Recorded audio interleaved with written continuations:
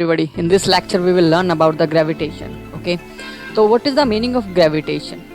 देखिए, gravitation का मतलब होता है कि movement और the tendency to move towards the center of gravity as in the falling of body to earth. मतलब कि कोई भी ऑब्जेक्ट आपकी अर्थ के ऊपर रखा है या अर्थ से ऊपर है, सरफेस पे रखा है या अर्थ से किसी डिस्टेंस पे रखा हुआ है, तो जो ऑब्जेक्ट होगा वो अर्थ के सेंटर की तरफ जाने की कोशिश करेगा. ठीक है, और इसी फिनोमिना को हम बोलते हैं द ग्रेविटी या ग्रेविटेशनल फोर्स.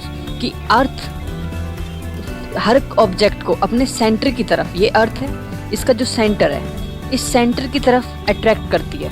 फॉर एग्जांपल, अर्थ के चारों तरफ, अर्थ के ऊपर यहाँ पे या फिर सरफेस पे अगर कोई भी ऑब्जेक्ट है तो अर्थ उसको अपने सेंटर की तरफ अट्रैक्ट करता है. तो हम बोल सकते हैं कि attraction toward the centre of any object is known as gravity या ग्रेविटेशनल फोर्स. ठीक है, जिस फोर्स से वो खींचती है उसको हम बोलते हैं ग्रेविटेशनल फोर्स. तो ग्रेविटी का मतलब हो गया कि कोई भी ऑब्जेक्ट प्लैनेट के ऊपर रखा हुआ है, वो प्लैनेट उसको अपने सेंटर की तरफ खींचेगा. ठीक है, this is called the gravitational force. ठीक है, और ये आपके सिर्फ अर्थ में नहीं होता, ये हर एक प्लैनेट के ऊपर होता है. अर्थ के ऊपर अलग वेरिएशन में मिलता है, किसी दूसरे के ऊपर ये अर्थ से ज़्यादा और कम इस तरीके से मिलता है. ठीक है, तो अर्थ जो है वो हर ऑब्जेक्ट को अपने सेंटर की तरफ, हर प्लेनेट के अंदर जो ग्रेविटी होती है वो अपने सेंटर की तरफ चीज़ों को खींचने की कोशिश करती है. उसको ही हम ग्रेविटेशनल फोर्स या ग्रेविटी बोलते हैं. उसके आगे हम चलते हैं जिसका नाम है universal law of gravitation. This is important. देखिए, नाम में ही आपका आ गया यूनिवर्सल लॉ. यूनिवर्सल का मतलब है कि आपके पूरे के पूरे सोलर सिस्टम की बात हो रखी है. ठीक है, तो यूनिवर्स के अंदर हम ग्रेविटी को देखेंगे तो वो कैसे डिफाइन की जाएगी. तो जो यूनिवर्स के अंदर कोई भी दो ऑब्जेक्ट होते हैं ना, कोई भी दो ऑब्जेक्ट, मान लीजिए एक ऑब्जेक्ट ये है m1 है, इसका मास है m2. ठीक है, इन दोनों f1 f2 की तरफ फोर्स लगाता है और f2 f1 की तरफ फोर्स लगाता है, अट्रैक्शन फोर्स. जो इन दोनों के बीच में जो अट्रैक्शन फोर्स होगा और इन दोनों के सेंटर की डिस्टेंस, इन दोनों के सेंटर की डिस्टेंस अगर मैं r मानूंगा, ठीक है, तो यूनिवर्सल लॉ बोलता है कि जो फोर्स लगता है दो ऑब्जेक्ट्स के बीच में यूनिवर्स के अंदर, जो फोर्स लगता है वो फोर्स डायरेक्टली प्रोपोर्शनल होता है किसके, उनके मास के मल्टीप्लिकेशन के. मतलब F is equal to m1 into m2. और इन्वर्सली प्रोपोर्शनल होता है किसके, उन दोनों के सेंटर के बीच की डिस्टेंस के, मतलब 1 अपॉन में r स्क्वायर. ठीक है, अगर इन दोनों को मैं मिला के लिख दूँ, अगर इन दोनों चीज़ों को मैं मिला के लिखूंगा तो it will become what, F is equal to directly proportional to m1 into m2 divided by r square. r क्या है, r है कोई भी ऑब्जेक्ट है उसके सेंटर का और दूसरे ऑब्जेक्ट के सेंटर के बीच की distance. Okay, this is called the r. ठीक है, तो फोर्स जो होता है, मतलब कि कोई भी यूनिवर्स के अंदर जो ऑब्जेक्ट होता है उसके ऊपर लगने वाला फोर्स उन दोनों ऑब्जेक्ट के मास के मल्टीप्लिकेशन के डायरेक्टली प्रोपोर्शनल और उन दोनों के सेंटर के बीच की डिस्टेंस के इन्वर्सली प्रोपोर्शनल होता है. अब देखिए, इन्वर्सली और डायरेक्टली का मतलब समझाता हूँ. डायरेक्टली प्रोपोर्शनल का मतलब है कि अगर दो ऑब्जेक्ट है उनके मास ज़्यादा हैं तो उन दोनों के बीच में लगने वाला अट्रैक्शन फोर्स भी ज़्यादा होगा. इसको बोलते हैं डायरेक्टली प्रोपोर्शनल. इन्वर्सली प्रोपोर्शनल का मतलब है कि जितनी ज़्यादा डिस्टेंस होगी इन दोनों के बीच में, आर जितना ज़्यादा होगा उतना कम फोर्स लगेगा. मतलब कि ये ज़्यादा तो ये कम और ये कम तो ये ज़्यादा. और डायरेक्टली का मतलब जिस प्रोपोर्शन में ये बढ़ेगा उसी प्रोपोर्शन में फोर्स भी बढ़ेगा. मतलब मास बढ़ेगा तो फोर्स भी बढ़ेगा. लेकिन इन्वर्स में इसका उल्टा होता है. ठीक है, इन दोनों को मिला के ये लिखा. अब अगर मुझे प्रोपोर्शनल का साइन हटाना है तो मुझे क्या करना पड़ेगा, यहाँ पे एक कांस्टेंट लगाना होगा. तो यहाँ पे बनेगा आपका क्या, F is equal to m1 m2 divided by r square. और यहाँ पे लगता है एक कांस्टेंट. जब भी हम प्रोपोर्शनल के साइन को हटाते हैं तो इक्वल के साइन को लाने के लिए हमें एक कांस्टेंट लगाना होगा. और यहाँ पे जो कांस्टेंट लगेगा वो लगेगा कैपिटल G. इस कैपिटल G को क्या बोलते हैं, तो ये कैपिटल G होता है, उसका नाम होता है ग्रेविटेशनल कांस्टेंट. ठीक है, इसका नाम होता है ग्रेविटेशनल कांस्टेंट. और इसकी एक फिक्स वैल्यू होती है. इसकी वैल्यू होती है 6.7 इंटू 10 की पावर -11. G की फिक्स वैल्यू होती है फॉर एवरीथिंग. तो मैं यहाँ पे अच्छे से फॉर्मूला लिख देता हूँ. It will become F is equal to what, capital G m1 into m2 divided by r square. और जो कैपिटल जी होती है, देखिए ये तो मास डिफरेंट हो सकते हैं, डिस्टेंस डिफरेंट हो सकता है, लेकिन जो ये ग्रेविटेशनल कांस्टेंट होता है उसकी वैल्यू होती है हमेशा 6.7 इंटू 10 की पावर -11। ओके, तो और ग्रेविटेशनल कांस्टेंट जो हुआ उसकी यूनिट क्या होती है, तो हम यहाँ से ही इसी फॉर्मूले से हम इसकी यूनिट निकाल लेंगे। देखिए यूनिट निकालना सीखते हैं, किसी भी चीज़ की यूनिट उसके फॉर्मूले से निकल जाती है। अगर मैं यहाँ पे सिर्फ जी को एक तरफ रहने दूँ, बाकी सबको शिफ्ट कर दूँ, तो यहाँ पे क्या बचेगा, यहाँ पे बचेगा जी, कैपिटल जी, और आर स्क्वायर एफ के पास चला जाएगा, तो it will become F R square, और m1 m2 नीचे आ जाएंगे डिवाइड में, तो यहाँ पे आ जाएगा आपका m1 इंटू m2। तो f की यूनिट क्या होती है, f की यूनिट होती है आपकी न्यूटन, और r मतलब डिस्टेंस की यूनिट होती है मीटर, और मीटर का स्क्वायर न्यूटन मीटर स्क्वायर पर केजी इंटू होंगे तो KG square. This is the unit of gravitational constant. तो ये कैपिटल जी की यूनिट होगी जिसको बोलते हैं ग्रेविटेशनल कांस्टेंट, और इस कैपिटल जी की वैल्यू हमने ऑलरेडी बताई 6.7 इंटू 10 की power -11। This is the value, और ये हमेशा सेम ही रहती है for every numerical. Okay, this is the unit, this is the value of the gravitational constant. Okay, तो ये चीज समझ आई, what is the law of universal law of gravity. Okay, इसके बाद हम चलते हैं नेक्स्ट पॉइंट पे। नेक्स्ट पॉइंट है आपका gravitational force hold the solar system together. देखिए जो आपका सोलर सिस्टम है, जो सोलर सिस्टम है वो आपने देखा होगा कि एक फिक्स ऑर्बिट में हर एक प्लैनेट चक्कर लगाता है। ठीक है, वो क्यों लगाता है, क्योंकि मैंने आपको बोला कि सन भी के अंदर भी, मैंने बोला हर प्लैनेट के अंदर क्या है, ग्रेविटी है, वो एक दूसरे को खींच रहे हैं। जैसा कि अभी हमने यूनिवर्सल लॉ में देखा कि यूनिवर्स के अंदर हर ऑब्जेक्ट दूसरे ऑब्जेक्ट को अपनी तरफ क्या कर रहा है, अट्रैक्ट कर रहा है, और जितनी ज़्यादा रेडियस होगी उतना कम अट्रैक्ट करेगा, जितनी कम उनके बीच की डिस्टेंस होगी उतना ज़्यादा अट्रैक्ट करेगा, और मास के ऊपर भी डिपेंड करेगा, जैसे हमने यूनिवर्सल लॉ में देखा।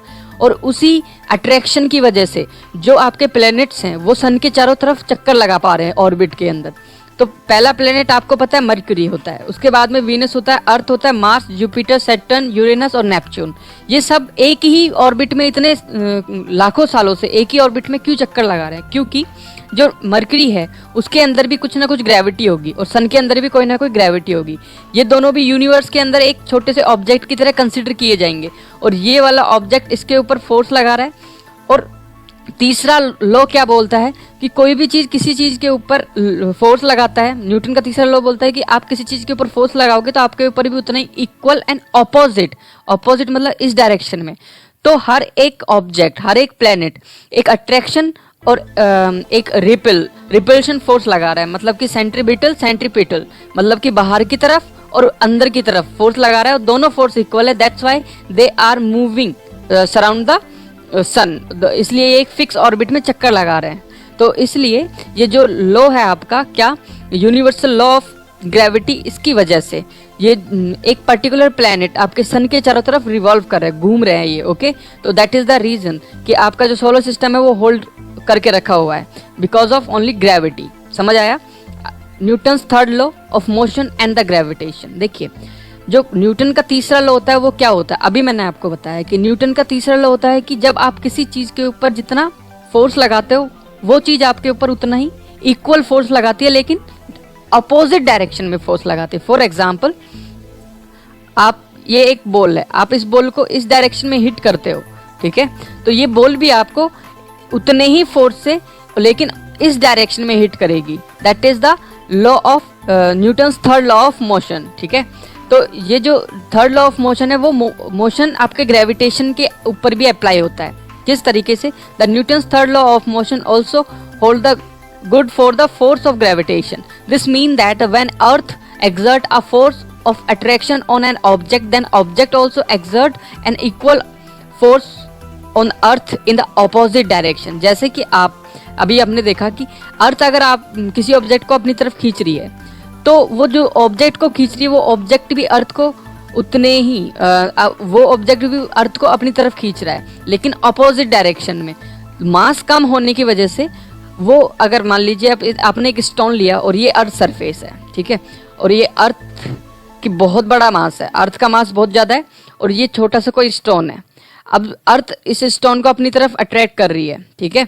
तो ये जो स्टोन होगा वो भी अर्थ को अट्रैक्ट करेगा, लेकिन इसका मास कम होने की वजह से ये अर्थ के ऊपर आ जाएगा। दैट इज द रीजन कि आपके कोई भी चीज आप अर्थ की तरफ फेंकते हो तो वो उसको अट्रैक्ट कर लेता है। समझ आया? मैंने अभी समझाया था कि सोलर सिस्टम के अंदर कि हर प्लेनेट दूसरे प्लेनेट को अपनी तरफ खींच रहा है, तो दूसरा प्लेनेट भी उस प्लेनेट को जिसको पहले वाला खींच रहा है उसको अपनी तरफ अट्रैक्ट कर रहा है। फॉर एग्जाम्पल, दो का हम एग्जाम्पल ले लेते हैं, एक अर्थ का ले लेते हैं, एक वीनस का ले लेते हैं। अब यहाँ पे अर्थ वीनस को अपनी तरफ अट्रैक्ट कर रहा है, तो वीनस भी अर्थ को उतने ही फोर्स से अपनी तरफ अट्रैक्ट कर रहा है। दोनों काफी बड़े हैं, तो इसलिए ये दोनों एक दूसरे को अपनी तरफ अट्रैक्ट कर नहीं पा रहे हैं। ये बाहर की तरफ अट्रैक्ट हो रहा है और अंदर की तरफ अर्थ की ग्रेविटी की वजह से, इसलिए एक ही जगह रुका हुआ है और वो जगह का नाम है ऑर्बिट। समझ आई आसान भाषा में? कि समझना ये है आसान भाषा के अंदर कि आपको कोई भी चीज अगर किसी चीज को अपनी तरफ खींच रही है तो वो दूसरी चीज, ये वाली जो ऑब्जेक्ट है वो भी इसको अपनी तरफ खींच रही है अपोजिट डायरेक्शन में। ये जितने फोर्स से खींच रही है उतने ही फोर्स से ये भी उसको खींचेगी। That is the third law of motion and the gravitation, ठीक है। अगली तरफ से free fall. What is the meaning of free fall? It's easy. जब कोई भी ऑब्जेक्ट अर्थ सरफेस की तरफ बिना किसी भी रेजिस्टेंस फोर्स के फ्रीली गिरता है उसको हम फ्री फॉल बोलते हैं। जैसे the falling of body from height, किसी पर्टिकुलर हाइट से towards the earth under the gravitational force of earth is called the free fall. मतलब कोई भी ऑब्जेक्ट अगर आप फ्रीली फेंकते हो, आप बिल्डिंग पे चढ़ते हो, बिल्डिंग पे जाके एक पत्थर लेते हो और बिल्डिंग पे से पत्थर को छोड़ते हो, तो जो पत्थर है, जो आपने पत्थर स्टोन फेंका है वो अर्थ सरफेस की तरफ गिरेगा। अब जब वो अर्थ सरफेस की तरफ गिरेगा तो उस फिनोमिना को बोलेंगे फ्री फॉल। तो समझ आया what is the meaning of free fall? When an object fall freely, okay, towards the earth surface, okay. और अगले टॉपिक की तरफ चलते हैं। फ्री फॉल के आगे है आपका acceleration due to gravity, okay. इसको समझना इंपॉर्टेंट है। एक्सेलरेशन ड्यू टू ग्रेविटी का मतलब क्या होता है? एक्सेलरेशन का मतलब क्या होता है सबसे पहले देखते हैं। तो एक्सेलरेशन का फॉर्मूला क्या होता है? एक्सेलरेशन का formula F equal to ma, ठीक है। और अगर मैं इस फॉर्मूले से एक्सेलरेशन का फॉर्मूला निकालूंगा तो क्या निकल के आएगा? F अपॉन में m, ठीक है। अब हमें निकालना है कि ग्रेविटी की वजह से, ग्रेविटी की मतलब अर्थ की ग्रेविटी की वजह से जो एक्सेलरेशन क्रिएट होता है, किसी भी ऑब्जेक्ट को अर्थ अपनी तरफ खींचेगी, वो किस एक्सेलरेशन से खींचेगी, कितनी स्पीड से खींचेगी। That is the point. तो इसको करने के लिए हम एक एग्जांपल लेते हैं यहाँ पे कि मान लेते हैं एक स्टोन है, ठीक है। ये अर्थ सरफेस है आपकी, यहाँ पे एक अर्थ सरफेस है, ये अर्थ है और ये आपका स्टोन है, ठीक है। और अर्थ का मास कैपिटल M मानते हैं और इसका मास मानते हैं आपका m, स्मॉल m, ठीक है, स्मॉल m, ओके। अब हमें जो निकालना है एक्सेलरेशन, वो निकालना है इसका, ठीक है, कि स्टोन जो है वो अर्थ सरफेस पे कितनी एक्सेलरेशन से गिरेगा। तो हमें स्टोन का एक्सेलरेशन निकालना है, तो ए निकालना है हमें स्टोन का। We have to find the acceleration of stone, कि जो स्टोन होगा वो कितनी एक्सेलरेशन से अर्थ सरफेस के ऊपर गिरेगा। तो मैंने अभी समझाया था यूनिवर्सल लॉ कि दो ऑब्जेक्ट एक दूसरे के ऊपर जो फोर्स लगाते हैं उनका मास का मल्टीप्लिकेशन डायरेक्टली प्रोपोर्शनल होता है, और जो इन दोनों के बीच की डिस्टेंस है उसके इनवर्सली। उससे एक फॉर्मूला निकल के आया था F का, क्योंकि यहाँ पे हमें F की जरूरत पड़ेगी। मास तो हमें पता है स्मॉल m, तो F का फॉर्मूला यहाँ पे लगेगा। जब दो ग्रेविटी की बात आ गई तो फॉर्मूला लगेगा F is equal to capital G m1 m2 upon r square, ठीक है। यहाँ पे F का फॉर्मूला आ गया, हमें निकालना है A, एक्सेलरेशन निकालना है हमें। तो A इज इक्वल टू क्या होता है? F अपॉन में m, ओके। अब F का फॉर्मूला क्या है आपका? Capital G। अब यहाँ पे m1 क्या है? m1 है इस स्टोन का मास। स्टोन का मास हमने कंसिडर किया था क्या? Small m। और m2 है अर्थ का मास, जो कि कंसिडर किया था कैपिटल M, ठीक है, डिवाइडेड बाय r स्क्वायर। ये तो फोर्स हो गया। Also divided by this m, और ये m क्या है? ये आपका मास है इस स्टोन का, ठीक है। अगर इसको आगे आप कैलकुलेट करते हो तो you will get what? G small m into capital M divided by small m r square, और स्मॉल m से small m cancel. We get what? Capital G capital M divided by small R square. Okay, तो यहाँ पे अगर हम इसको calculate करेंगे तो हमारे पास में देखिए कैपिटल जी की वैल्यू होती है 6.7 इंटू 10⁻11 न्यूटन मीटर स्क्वायर पर केजी स्क्वायर। और मास ऑफ अर्थ कितना होता है? अच्छा, मास ऑफ अर्थ आप लिख लीजिए, अर्थ का मास होता है आपका 6 into 10⁻24 KG, 6 into 10⁻24 KG. This is the mass of earth, mass of earth capital M. तो यहाँ पे जी की वैल्यू पुट कर देंगे और कैपिटल एम की वैल्यू पुट कर देंगे। ओके, और जो आर निकालना है वो यहाँ पे रेडियस ऑफ अर्थ होगा। ठीक है, रेडियस ऑफ अर्थ कितना होता है? रेडियस ऑफ अर्थ है 6.4 इंटू 10⁻6। ओके, अर्थ की रेडियस जो है वो है आपकी 6.4 इंटू 10⁻6 मीटर। ठीक है, this is the mass of earth, this is the radius of earth. अब यहाँ पे तीनों की तीनों वैल्यूज आप पुट कर दीजिए और वैल्यू पुट करने पे जो एक्सेलरेशन की वैल्यू आएगी वो आएगी आपकी 9.8। और इस एक्सेलरेशन को जिस चीज़ से डिनोट करते हैं वो होता है आपका स्मॉल जी।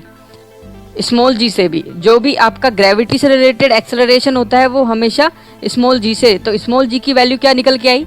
9.8 मीटर पर सेकेंड स्क्वायर। ठीक है, this is the acceleration due to gravity, मतलब ग्रेविटी की वजह से किसी भी ऑब्जेक्ट पे लगने वाला एक्सेलरेशन। तो जहां पे भी आपको एक्सेलरेशन की जरूरत पड़े ग्रेविटी के क्वेश्चन में तो हम वैल्यू पुट करेंगे 9.8 metre per second square. Okay.